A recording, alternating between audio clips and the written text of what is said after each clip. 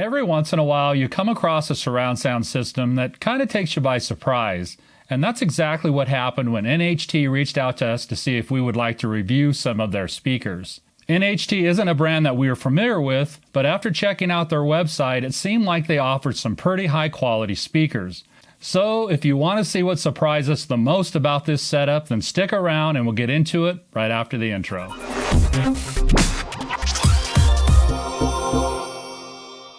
Alright, so as I mentioned, NHT sent us this 5.0 surround system from their C series of speakers, which consisted of their C4 towers to cover the left and right channels, a C LCR center channel, and a pair of C3 bookshelves for their surrounds. First impressions of these speakers were really quite good. They all come in this beautiful black gloss finish that not only looks amazing, but it also gives them a very high-end feel.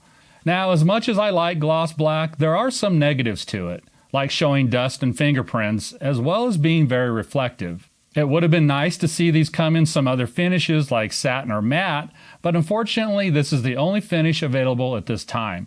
Taking a look at the specs for the C4 towers, NHT went with a 4-way sealed design consisting of a 1-inch aluminum dome tweeter for the highs, a 2-inch aluminum dome for the upper mid-range, along with a 6.5-inch aluminum cone driver for the lower mid-range. That leaves just low frequencies, which are being handled by two 6.5-inch aluminum woofers. As far as dimensions go, the towers are 41 inches high, 7.5 inches wide, and 11.75 inches deep.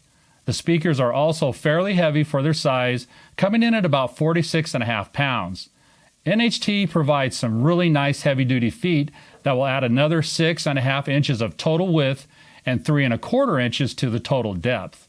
Design of the cabinet is actually pretty unique, with this angled part of the back giving the speakers an interesting look that I personally really like. They've also added these angles to the top part of the speakers to reduce diffraction around the tweeter and upper mid-range. And because these are sealed speakers, you won't have to worry about any ports cluttering up the back. You also don't have to worry as much about placement, so you can fit these in tighter spots if necessary.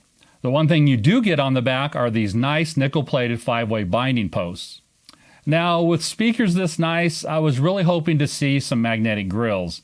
Unfortunately, I was disappointed by the old pin and cup type grill, made from fairly light plastic. They do look nice with this metal NHT logo, and they secure quite well to the speakers.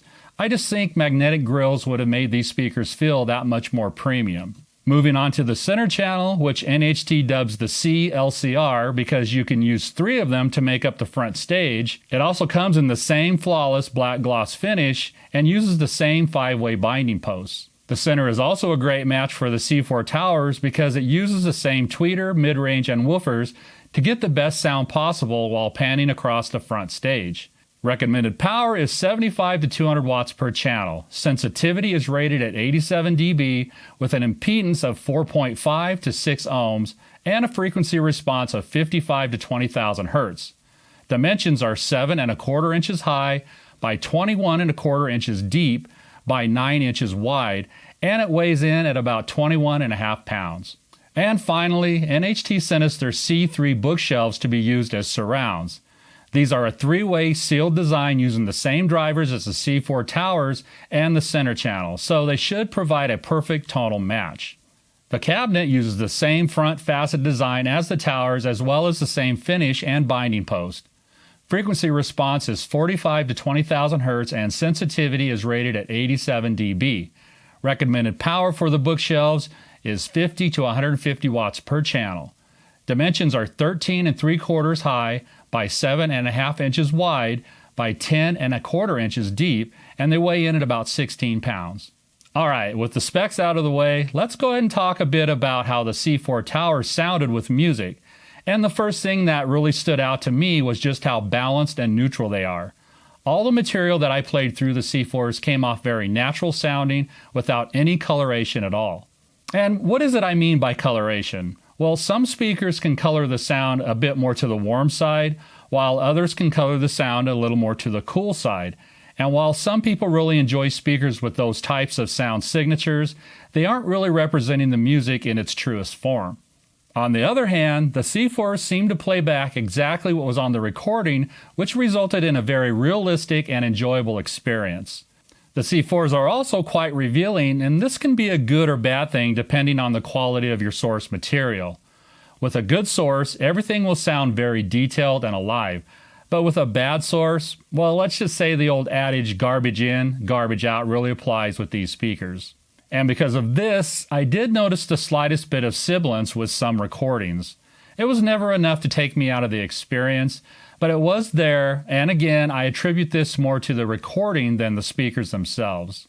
Now, as I mentioned at the beginning of this video, these speakers took me by surprise. And the first thing that caught me off guard was just how much I enjoyed the aluminum dome mid-range. My personal experience with drivers like these just haven't been very good, and to be honest, I haven't heard any that I thought sounded good for music. Now, of course, I'm not saying it's impossible to get good sound from a speaker with a dome mid-range, because obviously NHT has pulled it off with their C4s, but I do think it's much harder and takes a lot more engineering to get it right. And this is just pure speculation on my part, but my guess is by splitting up the mid-range and using the 2-inch dome driver to handle the upper mid-range, along with the 6.5-inch driver to handle the lower mid-range, they were able to achieve broader coverage of those frequencies, giving the mid-range a much fuller and natural sound. The 1-inch aluminum tweeter did a great job complementing the mid-range, giving enough sparkle to the music without sounding too bright or harsh, and in fact, after an extended listening period of about 4 hours, I didn't feel any ear fatigue or strain. Bass response from the C4s was also very good, with the two 6.5-inch drivers in their sealed enclosures moving more than enough air to give you that punch-in-the-chest feel that can still stop on a dime. The lower frequencies down to the rated 45 Hz were all reproduced with authority while still maintaining plenty of control and articulation. Now, I have to admit that I'm a fan of this type of bass that you get with sealed enclosures, especially when it comes to music. The downside of sealed enclosures compared to ported is you sacrifice the lower frequencies for tighter bass response, which is why I would recommend going with a sealed sub if you're considering the C4 towers. NHT does offer some sealed subs, but unfortunately we weren't able to test them with the C4s. That said, we did pair them with a few that we have on hand, and it definitely helped fill in the lower frequencies. So, in conclusion, the C4s sounded excellent with music, and in fact, to my ears, they sounded better than some of the other speakers that I have on hand, like Aperion Audio's Novus 6T towers, the Stark V62 towers, and the SVS Prime bookshelves. But in those speakers' defense, the C4 towers are much more expensive. And that brings us to the C3 bookshelf speakers, which we were really excited to see how they compared to the towers as far as music goes. Unfortunately, when we unboxed the pair, we noticed a small dent in one of the bass drivers. This can happen when working with review samples, but it shouldn't be an issue when you go to purchase your own. Now, because the dent could potentially cause a problem with sound quality, we decided not to test them with music out of fairness to our audience and NHT. That said, we did use them for surround duty in our evaluation of the whole NHT surround sound setup because we don't think that's as demanding on a speaker as music would be, and we didn't notice any problems while testing them in this manner. And speaking of surround sound, let's move on to one of the most important speakers in a home theater setup. NHT sent us the matching center channel to the C4 towers, which is the C LCR.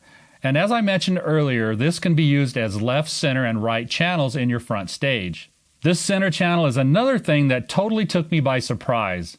It's one of the best sounding small center channels that I've heard. Granted, I haven't heard every brand of center channel out there, but compared to the ones that I have right now, the NHT beats them all. Now, don't get me wrong, I'm not saying that the other brands I have sound bad. In fact, they all sound really good. And more than likely, you wouldn't even know what you were missing unless you did a side-by-side comparison. One thing to consider is the NHT is the highest priced center compared to the others that I've shown here. The next closest in price is the Aperion Audio Novus N5C, which comes in at about $50 less, and yes, I do think it's worth the difference in price.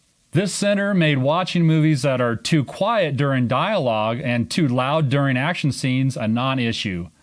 Dialogue sounds amazing with rich and natural reproduction of voices with enough bass to keep up with the towers. For testing, we used both our NVIDIA Shield Pro with Plex and our Sony 4K Blu-ray player.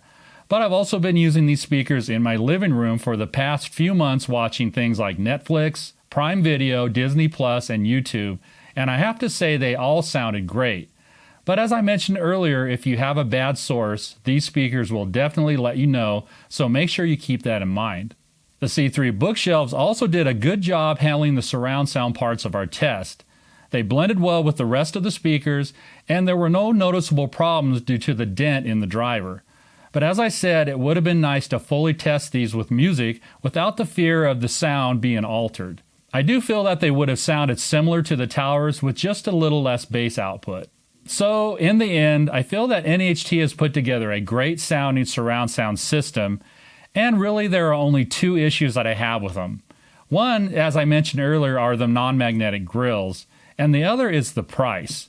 Coming in at just under $4,200, NHT is going up against a lot of other companies offering speakers with great price to performance. Now, I'm not saying that these speakers aren't worth the price NHT is asking, but it is a considerable amount of money to spend on a surround sound setup. But if you're looking for high performance, great looking home theater and hi-fi speakers that will complement most spaces, then you should definitely check out this system from NHT. So with that said, we want to thank NHT for sending these speakers over for review. And if you want to learn more about them or any of their other products that NHT offers, then make sure to check out the link to their website in the description below. If you have any questions or comments on these speakers, then please let us know down in the comment section below. If you thought this video was helpful, don't forget to like, subscribe, and ring the bell so you don't miss any of our future content. And as always, have an awesome day.